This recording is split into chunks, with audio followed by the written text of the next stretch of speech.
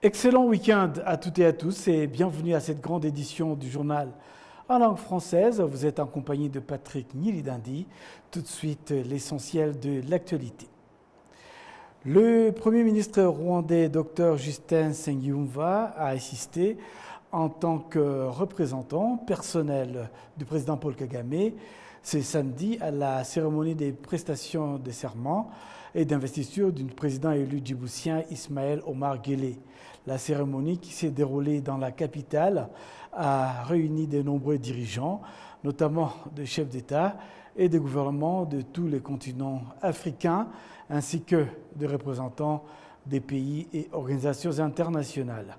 Lors de sa prestation de serment, le président Ismaël Omar Guelleh a remercié le chef d'État présent et le peuple djiboutien pour la confiance qu'ils lui ont accordée et il a déclaré que cette victoire lui conférait la responsabilité de poursuivre le développement du pays et d'améliorer le bien-être de la population en particulier en s'attachant à résoudre les problèmes sociaux, à commencer par ceux du secteur de la santé.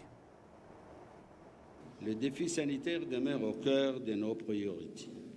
Nous allons poursuivre nos efforts pour garantir un accès équitable aux soins, améliorer la qualité des services de santé et renforcer la résilience de notre système face aux crises. Le défi de l'éducation et de la formation est tout aussi crucial. L'éducation est la clé de notre avenir. Elle est le socle sur lequel repose toute stratégie de développement.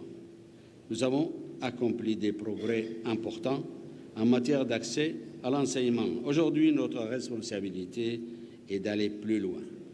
Il nous faut améliorer la qualité de l'enseignement, moderniser les programmes et surtout assurer une meilleure adéquation entre la formation et les besoins du marché du travail. Car c'est à cette condition que nous pourrons offrir à notre jeunesse des perspectives concrètes et durables. C'est à cette condition que nous pourrons réduire le chômage et valoriser les compétences nationales. La suite de ce journal, plus de 700 médecins venus de toute l'Afrique ont été formés au Rwanda aux techniques chirurgicales avancées. C'est ce qu'a indiqué le Centre international de recherche et des formations en chirurgie assistée par ordinateur IRCAD Africa, basé à Masaka, près de Kigali.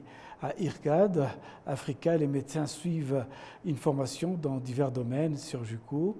Cette formation est dispensée de manière moderne, permettant aux médecins de soigner les patients sans avoir à opérer dans des vastes zones, contrairement aux pratiques d'autrefois. Le docteur Adil Ozan, formateur à l'IRCAD Africa, précise que ces centres ne s'adressent pas uniquement aux Rwandais, mais accueillent également des médecins d'autres pays africains. Le docteur King Kayondo, directeur de l'IRCAD Africa, indique que cet institut est également spécialisé dans la formation de médecins à l'utilisation de l'intelligence artificielle dans le domaine de la santé. Depuis son lancement officiel en 2023, l'IRCAD Africa a accueilli plus de 700 participants originaires de 33 pays du monde entier pour se former à la chirurgie, à la recherche et au diagnostic des maladies, notamment les cancers. 15 familles du secteur Kiabagaba, en district de Burera, ont reçu des vaches d'une valeur de 18 millions de francs rwandais dans le but de les aider à sortir de la pauvreté. Les bénéficiaires affirment qu'ils saisiront cette opportunité pour poursuivre leur développement. Marie-Thérèse Ouamehimana, habitante de la cellule de Moussassa, fait partie des 15 personnes ayant reçu des vaches dans le cadre de ce projet. Elle et les autres bénéficiaires expliquent que ces vaches les aideront à sortir de la pauvreté et à améliorer les conditions de vie de leur famille. À ce jour, 18 projets soutenus par Compassion International aident les enfants de 3281 familles du district de Burera grâce à des activités de développement communautaire. Depuis le lancement du programme Girinka par le président de la République Paul Kagame en 2006, 18 652 vaches ont été distribuées en district de Burera, portant le cheptel total à plus de 47 700 têtes. Mukamana Solina, maire du district, souligne le rôle essentiel des acteurs locaux dans le développement de la région et invite les habitants à se former à l'élevage de ces animaux et à les partager avec d'autres personnes.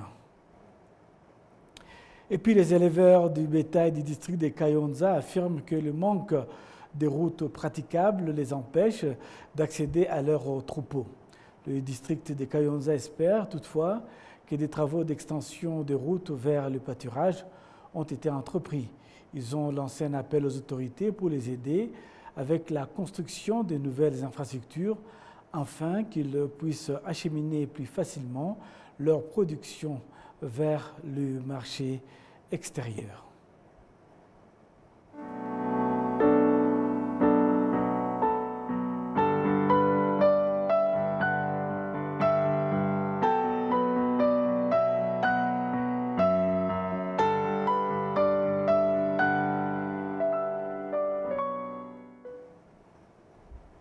À présent, la page consacrée à la mémoire des survivants du génocide perpétré contre les Tutsis originaires du district de Nyabihu à Rambura se disent profondément attristés.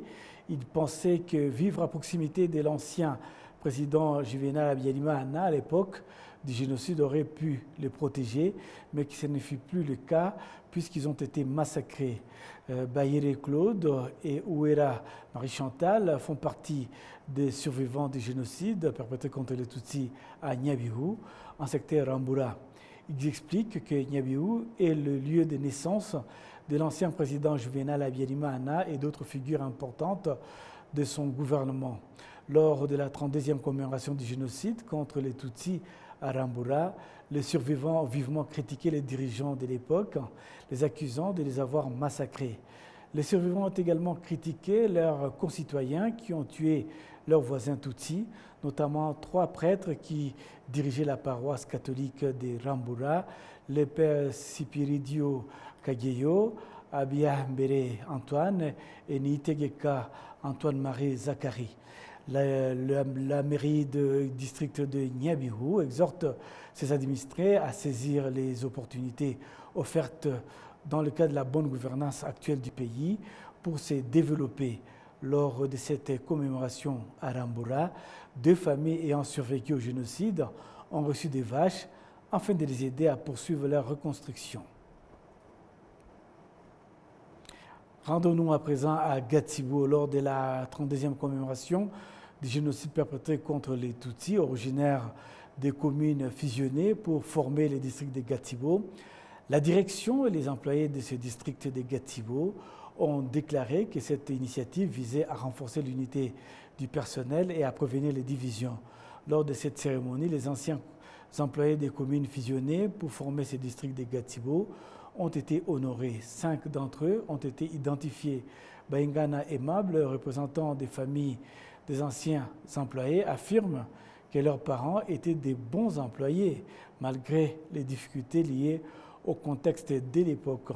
L'administration et les employés du district de Gatsibo s'accordent également sur le fait que la reconnaissance des anciens employés des communes en tant qu'agents de l'État doit donner des résultats satisfaisants sans aucune discrimination. Le président du conseil des districts, Sibomana Saïdi, a condamné les anciens fonctionnaires qui ont trahi leurs collègues et ont été assassinés. Il a exhorté les dirigeants et les employés du district de Gatsibo à faire preuve de sincérité et à renforcer l'unité de Rwandais. Le ministre de l'Unité et de l'Engagement civique du Rwanda, Dr Bizimana Jean Damascène, s'est joint aux habitants du secteur de Kianika pour se rappeler des victimes du génocide perpétré contre les Tutsis en avril 1994.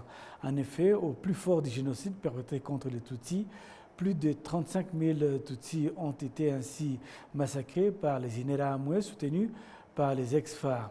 Des témoignages poignants ont été partagés par les survivants de cette tragique histoire.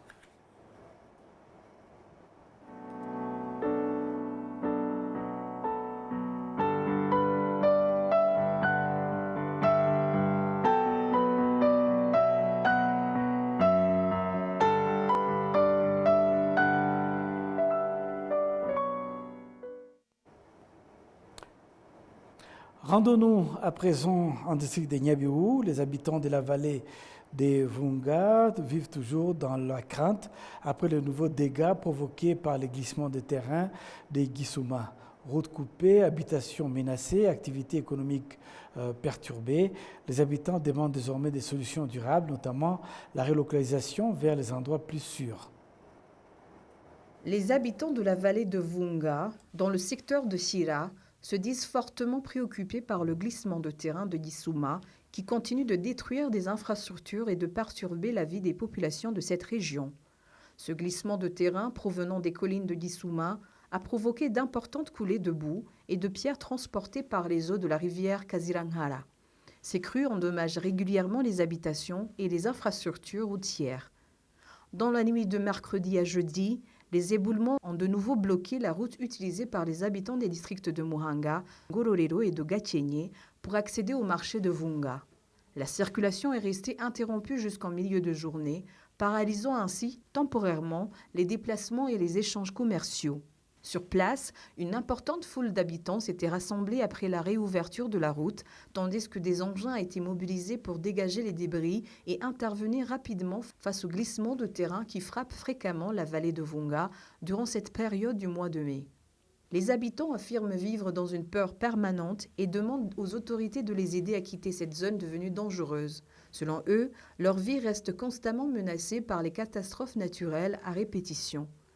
La maire du district de Niabihu, Antoinette Mokanda-Isenga, a reconnu que cette région est régulièrement touchée par des catastrophes ayant déjà causé des pertes humaines.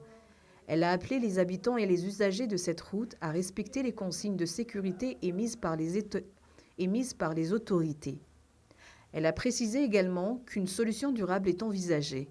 Tous les habitants vivant dans cette zone à haut risque seront progressivement relocalisés afin que cet espace soit uniquement réservé aux activités agricoles. Outre les perturbations du trafic et des activités commerciales, le glissement de terrain de Gisuma a affecté également le secteur de l'éducation. Les élèves du complexe scolaire de Vunga ont été transférés vers d'autres établissements, l'école ayant été fermée en raison des menaces permanentes causées par la rivière Kaziranghara, dont les eaux continuent d'endommager les alentours malgré la construction d'un mur de protection destiné à limiter les risques d'inondation.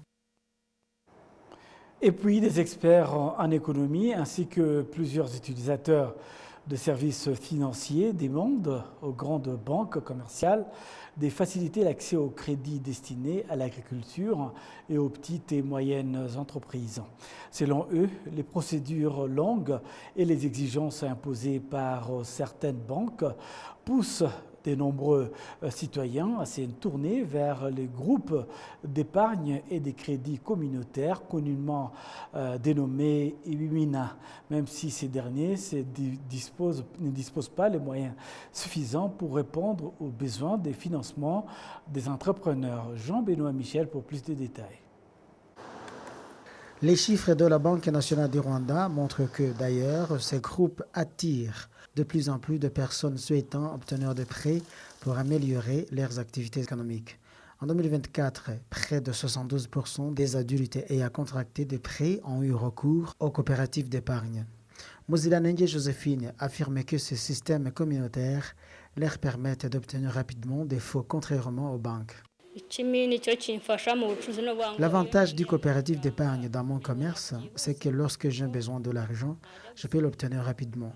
À la banque, on nous demande d'abord de préparer un projet, alors qu'au sein de cette coopérative, je peux savoir immédiatement que demain je pourrai avoir de l'argent.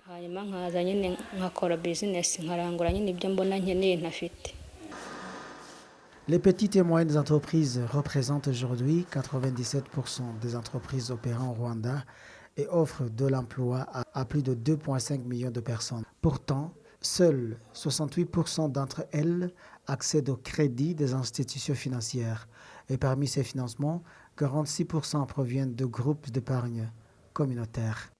Pour l'économiste Kalissa John Bosco, les institutions financières doivent impérativement moderniser leurs méthodes de fonctionnement afin d'accélérer le traitement de demandes de prêts et d'augmenter les investissements dans le secteur agricole qui reste actuellement estimé entre 3 et 6%. Aujourd'hui, Les procédures bancaires peuvent prendre jusqu'à 3 mois et, pendant son temps, le projet pour lequel le client a demandé le prêt peut déjà ne plus être réalisable.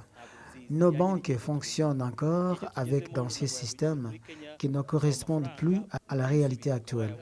Dans certains pays comme le Kenya, un client fiable peut obtenir un prêt en seulement 2 jours.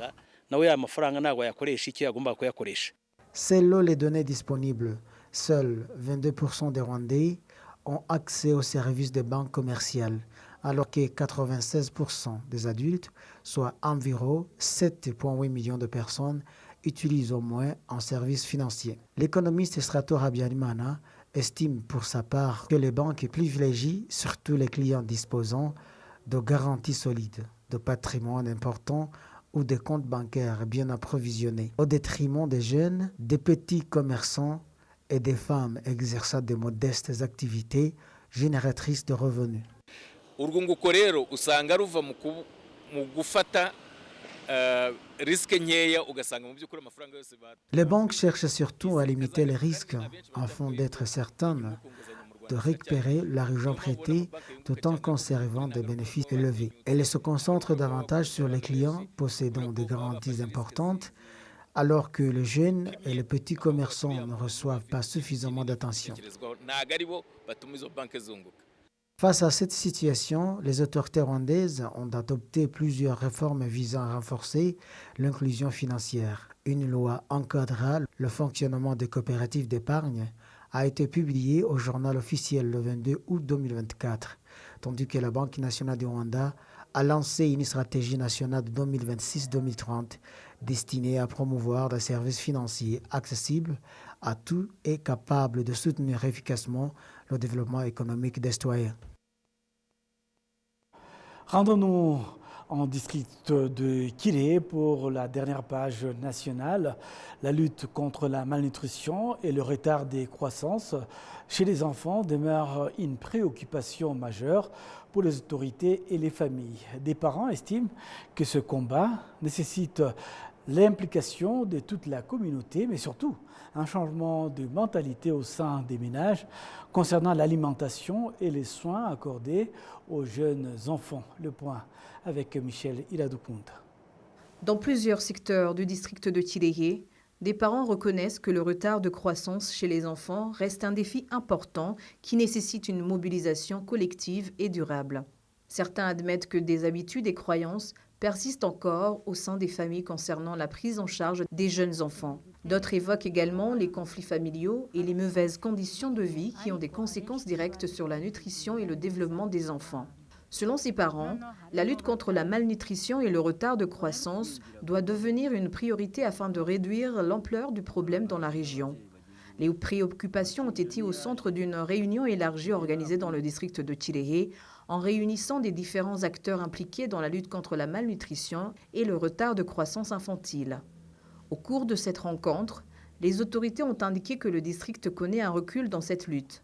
Les données issues de la 7e enquête démographique et de santé, connue sous le nom de DHS7, montrent que le taux de retard de croissance dans le district de Tireye atteint désormais 31,7%. Le maire du district, Bruno Rangira, a affirmé que de nouvelles mesures vont être mises en place afin de renforcer la sensibilisation des familles, améliorer le suivi nutritionnel des enfants et encourager les ménages à adopter des meilleures pratiques alimentaires. Les statistiques du mois de mars de cette année relatives au suivi de la croissance des enfants dans le district ont montré que 51 518 enfants examinés, 50 233 d'entre eux étaient classés dans la catégorie verte, indiquant une croissance normale. En revanche, 147 enfants se trouvaient dans la catégorie jeune, signe d'un risque de malnutrition, tandis que 19 autres étaient classés dans la catégorie rouge, correspondant à une situation préoccupante nécessitant une prise en charge urgente. C'est donc avec cet élément que nous allons refermer complètement cette grande édition du journal en langue française. Au nom de toute l'équipe technique qui m'a accompagné tout au long de ce journal, je vous souhaite de passer un excellent week-end en compagnie des programmes de la télévision rwandaise.